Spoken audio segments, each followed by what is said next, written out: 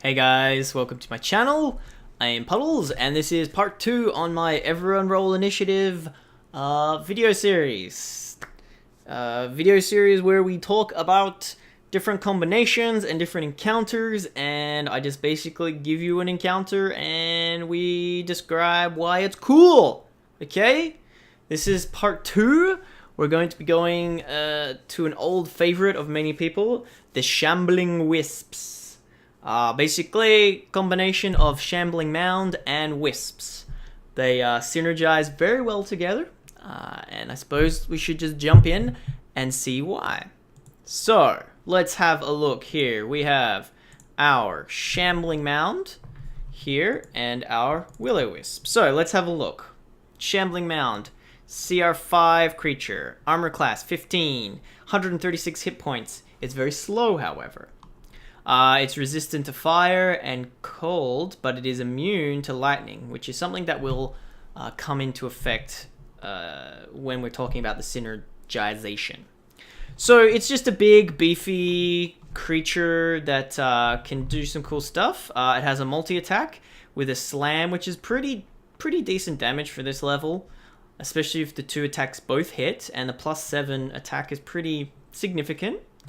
And if both attacks hit, the creature is engulfed. So the vines wrap around and pull it inside.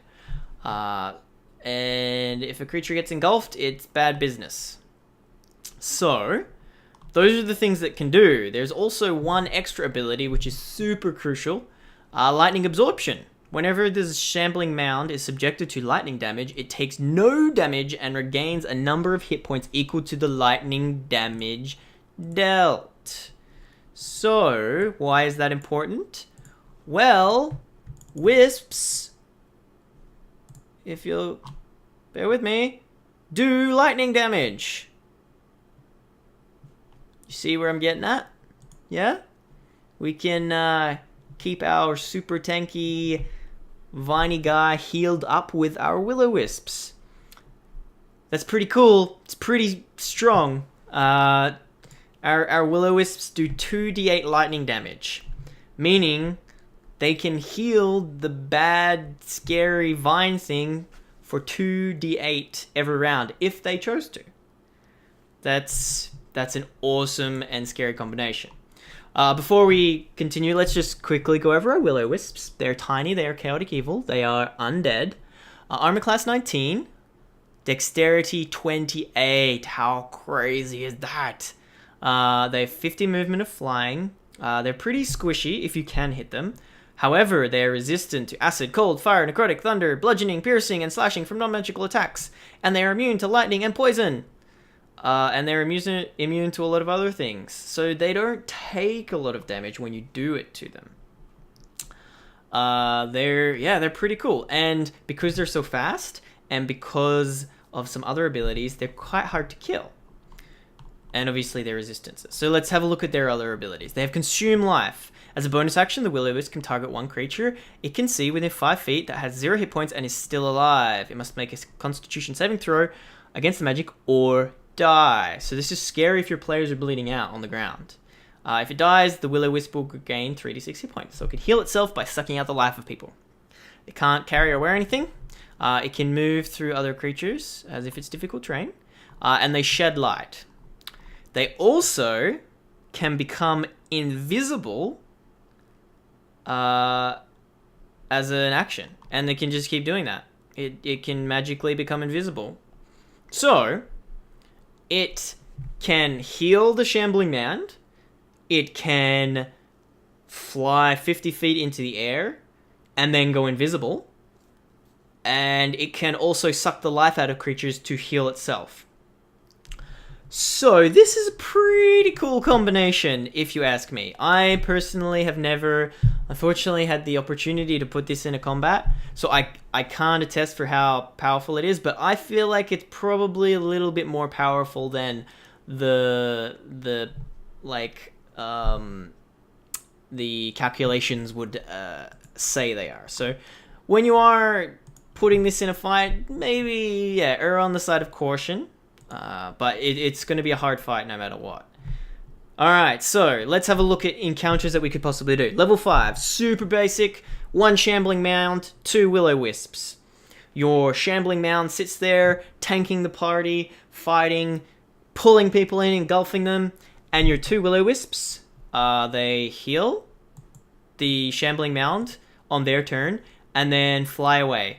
And basically, they're just coming in, healing, flying away. Coming in, healing, flying away. If the Shambling Mound isn't hurt, they can come in and hurt your players.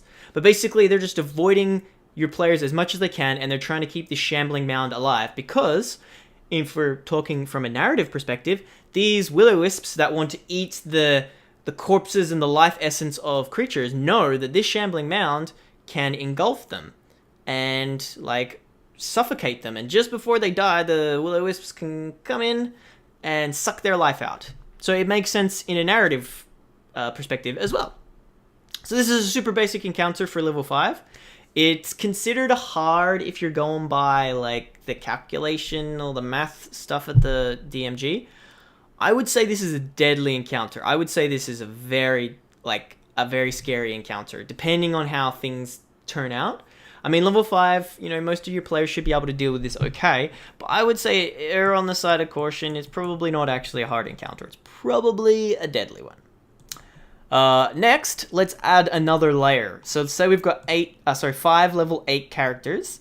This is considered a hard encounter. So we've got 2 Shambling Mounds and 4 Will-O-Wisps. So 2 Wisps healing 1 Shambling Mound. However, I would have unconscious bodies inside the Shambling Mound that the Will-O-Wisps can go in to heal themselves with their Consume Life ability. So if you have, you describe the Shambling Mound to have different bodies inside of it, and you say that they're still breathing, and this Shambling Mound just holding them for the Will-O-Wisps, you can use this Consume Life if the Will-O-Wisps get hurt. Adding that 1 extra layer will make this encounter a little bit more difficult for your players, but at level 8, this is probably a hard encounter, I would say. I wouldn't worry too much about level 8 characters dying to this. But it would be super challenging, and this is the kind of encounter that I think would really frustrate players, and it would be super satisfying when they finally kill whatever they're trying to kill. But yeah, that's it. Simple, easy. Pump a Shambling Mound with a Wisp, and you're done. The synergy between the two is pretty cool. It's kind of cheesy, and I'm sure your players will hate you for it, but it'll be a memorable encounter, and it will really test their strategy, their skills, their abilities, and I think it will be a whole bunch of fun. I hope this has been useful. Hope you guys are enjoying these videos. There'll be many more, and thanks for watching.